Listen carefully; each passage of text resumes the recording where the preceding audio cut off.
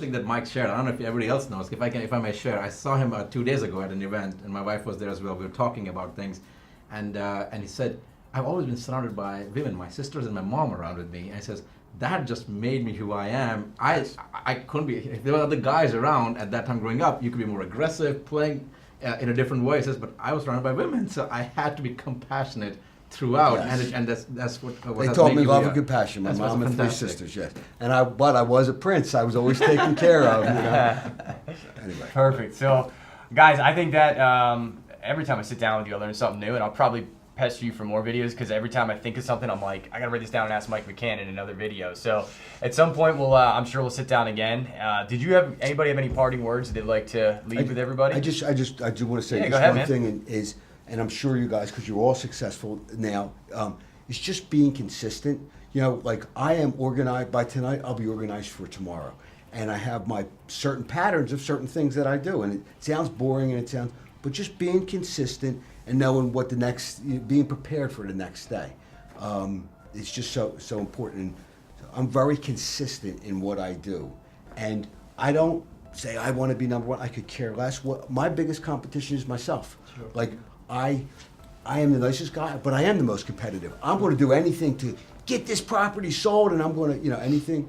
I'm going to work and becoming most educated in your business and really knowing what you're doing, growing yourself, not just getting your license or not, just learning other things, buy seminars and buy stuff. Really helps you grow. So continue to educate yourself. Thank you. Off of that, when you say I have certain patterns that I adhere to at night, like what specifically do you mean? It's silly stuff. Alan Dom taught me. This stuff works. Alan Dom said to me when I took a training class from Temple with him, like, put your clothes out the night before. Mm-hmm. It's fantastic. I always put my clothes out the night before. So I wake up and I take my shower. So I come, just quick example, like I come home at night, I bring my stuff in from my car, I unload it, throw the bills on my wife's desk, put my coat away, make the coffee for tomorrow, go up, get my sweatpants on, pick out my clothes. So 20 minutes, 25 minutes, nobody sees me till I come down. Mm-hmm. Then I can relax, Then I'll hang out with my wife and then I'll eat my dinner or whatever. And then she'll go up to bed and then I'll work Facebook, emails, from 10 to midnight. But then the next day I'll wake up, I've already made the coffee, like that's already. But that night I've already looked at my appointments, so I know that I have everything from the day before prepared for that next day. Mm-hmm. And then when I wake up, I have my patterns. I spend 40 minutes with my wife, and we have coffee, and then I, get ready, and then I go. So it's just so simple things that she packs me lunch, so I'm healthy. She started packing me lunch 25 years ago, so I eat healthy. Wow. I'm not eating. I would work till 2, and then I'd be starving. I'd go eat a cheesesteak. So, it's in there. I eat when I want. So I have a nice some wraps with hummus and stuff and some water and some vegetables and stuff. So that's how I eat healthy every day. So for the 20 years I didn't work out, I still stayed fairly healthy because I was eating healthy for it. So stuff like that, it's pretty consistent. I was always in the office 9 o'clock, whether I had an appointment or not. You know what I mean? Get out of bed, get into the office. Positive constraints. Yes, absolutely. Can I try this a little bit more? Just want to ask a couple more questions. And one other thing. I am grateful. Like, I have not lost gratitude. I thank God every day that I got hot water. How many people in the world today don't have hot water? There's 2 million people without hot water. We have hot water running. Like, we're so grateful to be alive at this time, even though people say it's, horrible time. It's the greatest time in the history of the world, in the greatest country in the history of the world. And I'm grateful every day for that. So, and I'm grateful that I have my health every day and my family's health. I'm sorry. No, I don't want to bring you back into business world again after you said That's that. okay. That's the question I asked. So, the biggest challenge that many of us have on a day-to-day basis is, George. I know why he asked that question is because we talk about that every day. Do you block time for phone calls? Do you block time for time management? Do you check your emails between 1 and 3 p.m.? There's so many books out there. Right. There's so many coaches out there that'll tell us this is what you do to make success. You're so successful. Look at the $20 job and a $100 job, and then dedicate your time doing it. I think at some point, for me personally, it gets so overwhelming that I get engrossed on a day-to-day, just catching up, that those things don't come to mind when they need to be.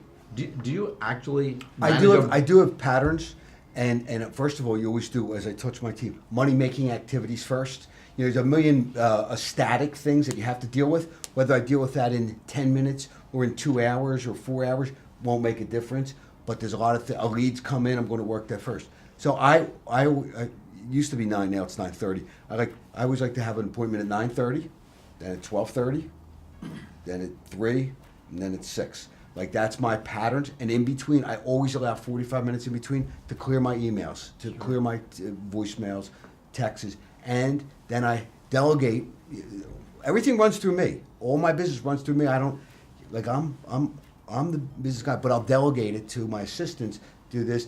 But I like to know what's going on. So I allow. So I live in my car a lot. I mean, I'm in my car. I ran into the office, I think 3 times today. I'll run in for 20 minutes. How you doing? I'll pick up stuff. But so I like to have appointments morning, afternoon, evening, and I try to have at least 3 or 4 appointments a day.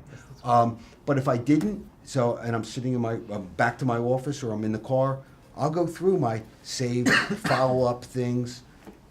I don't really have, I don't come up with a whole business plan. To me, I'd be losing money figuring out my business plan because I know that I'm going to always do what I have to do, follow up, patiently follow up. But that's where I'm talking about habits. I kind of eat at the same time, kind of go to the gym at the same time. I kind of do a lot of things at the same time. My patterns of appointments are at the same time. I like that. And that goes for a lot of successful people in the world. That is true. Very well said. Yeah, I don't think there's a secret sauce. It's a matter of forming the pattern that works for success. I think we had talked about this briefly on a video, and I've really thought about, because if you ask that question to a lot of people, they'll talk about the patterns they have. But when you back that up a little bit and you break that down, you go, there is no secret pattern. What it is that you take your patterns that you've developed because you've been successful. And if things that maybe didn't go straight, like you're eating that cheesesteak at 2 a.m. in the morning, and you look directly at your business and you say, hey, my business isn't what it was when I wasn't eating cheesesteaks at 2 a.m., you throw out that activity and you bring in the habits that made you successful, and you keep cornering those habits of what makes you successful until you're only doing those habits that are making you successful. So I think when people ask that question, hey, do you brush your teeth at 7:30 in the morning? That's not what's important. It's, am I doing the same things every day that created success the day before? And that's what you've done over the years. You've just... subconsciously harness that information into your daily patterns. My nephew goes, now he's 21 and he lives in the Poconos, and I've kind of been mentoring him. He's not in real estate, but and I said, and when you come in the house, you put your keys in the same spot, you put your wallet in the same spot. Because they're always losing their keys in their wallet. You come in, you put your coat. Like, it's so simple, so you don't have to think. And if it's there, you'll successfully find your keys every time, right? Yes, exactly, because it's always there. It's so funny, man. Fantastic. I love it, man. Good interviews. So, guys, appreciate everybody coming on. Obviously, appreciate everybody's here's time. It's a tough schedule for everybody. Mike made himself very accessible for this. We're super excited to get him again in a room with everybody else in the event coming up. So the pleasure was mine. Honestly, thank you so much for coming in. Thank you, Mike. Mine. Yeah, thank you very much, and catch you guys in the next one. Thank you.